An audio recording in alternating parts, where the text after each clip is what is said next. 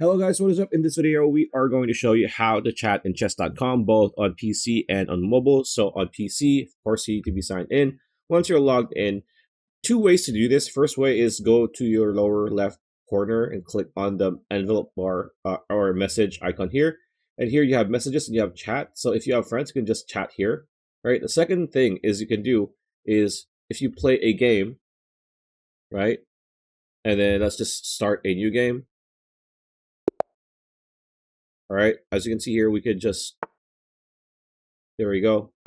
We can, while we were playing, we can send a message to here and say hi. There you go, right?